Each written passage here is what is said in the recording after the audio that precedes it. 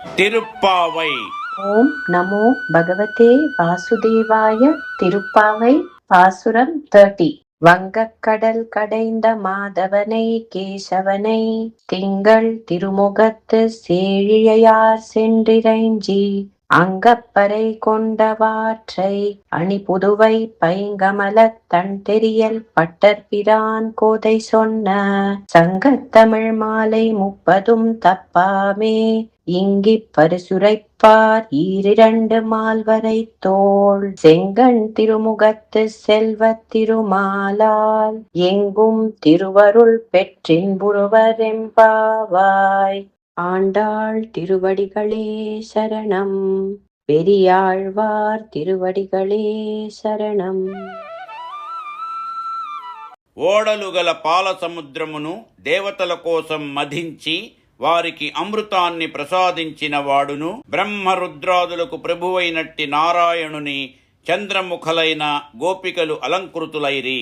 మంగళాశాసనము చేసి గోకులమునందు పరై అను వంకతో స్వామి వీరు పొందదగినది పొందారు.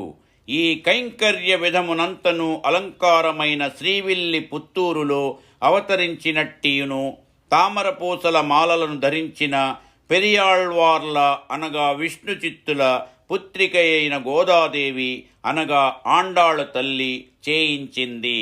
ఇది గోపికలు గుంపులు గుంపులుగా కూడి అనుభవించిన ప్రబంధమై ద్రావిడ భాషలో పాసుర రూపంగా ప్రవహించింది.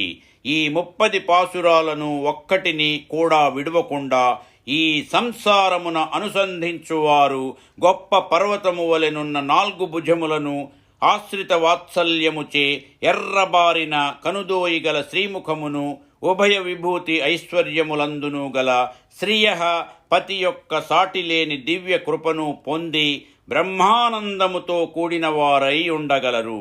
గోదా రంగనాథుల అవ్యాజ కృపచే ఈ తిరుప్పావై ద్రవిడ దివ్య ప్రబంధమును తెలుగున శ్రీసూక్త మాలికగా ప్రవహింపజేసి పాడించుకున్న వారి దివ్య వాత్సల్యమునకు ఈ దాసుడు రంగనాథుడు ఆ జన్మ కృతజ్ఞతాంజలులు ఘటిస్తున్నాడు.